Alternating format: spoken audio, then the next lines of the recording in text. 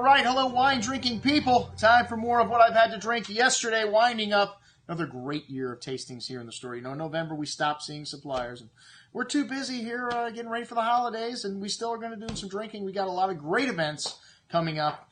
And then December, we're pretty much buried here in the store. Anyways, this is a new winery for me called Wrath, and it's from Monterey, just a stone's throw away from the St. Lucia Highlands, actually just across the street, supposedly. And these are their ex-anima wines, which means from the soils. So all stainless steel in this lineup, all estate bottled, except for the single vineyards, which they purchased fruit from some of their neighbors.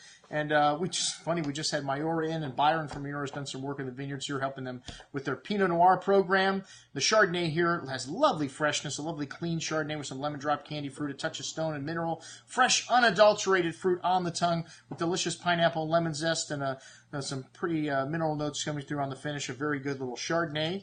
The Sauvignon Blanc was up next, and they picked the fruit for this wine at different times. So different ripeness levels to give you different flavor profiles in the wine. It's 100% musclone. Similar to New Zealand style, they were saying, but it did have some tropical fruit, papaya, kiwi, white grapefruit, some notes of green, peppercorn, spice in this wine, fresh cut grass. Very fresh and bright style of Sauvignon Blanc with a nice hand of tropical fruit, that green, mango, and kiwi, and a light briny note on the finish, along with a good amount of that peppery spice. Very good stuff. All right, well, on to the 3-clone Chardonnay from Monterey. And this vineyard is just a stone's throw away from the St. Lucia Highlands, as I mentioned before, as some of these other vineyards are. And it's a blend of 3 different clones, the Wente, Mount Eden, and Clone 4. They do half the fermentation on the wild yeast and the other half on Montrachet yeast. This one had a lovely tropical fruit bouquet here, lemon, pineapple, 60% new oak, so you get some of that vanilla and cinnamon spice from the oak, little creme brulee notes, nice richness here, but not over the top. Some fresh buttered toast notes as well. Good amount of that rich tropical fruit, peaches, notes on the creme brulee on the finish here with vanilla spice. Also an excellent little Chardonnay here. And then the ex-anima Pinot. And this is the only wine in the lineup that sees a little bit of neutral oak in this ex-anima, which is from the soils. This wine's got a pretty nose of fresh flowers, hints of fresh earth, some red and black fruit, raspberries, cherries. Really fresh and fruity style of Pinot Noir with juicy red berry fruit, a nice touch of spice, and good freshness on the finish with some pretty floral notes. A very good little Pinot Noir. Monterey producing outstanding Pinots.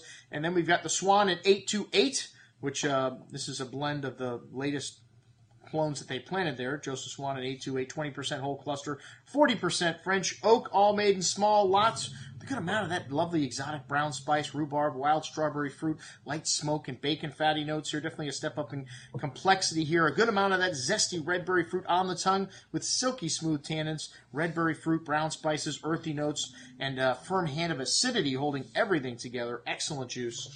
And then on to the single vineyard wines. These are from Purchased Fruits. The Tundra Grapefield, St. Lucia Highlands, one of the single vineyard wines.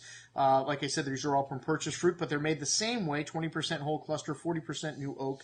And the difference is only the terroir here. This wine having a lovely kind of darker berry fruit, cherry, and dark raspberry, silky smooth tannins on the tongue, like velvet. One of the things we love about Pinot Noir is the texture, man. And this wine's got an array of spices and some tannins here on the finish here also. A big Pinot Noir.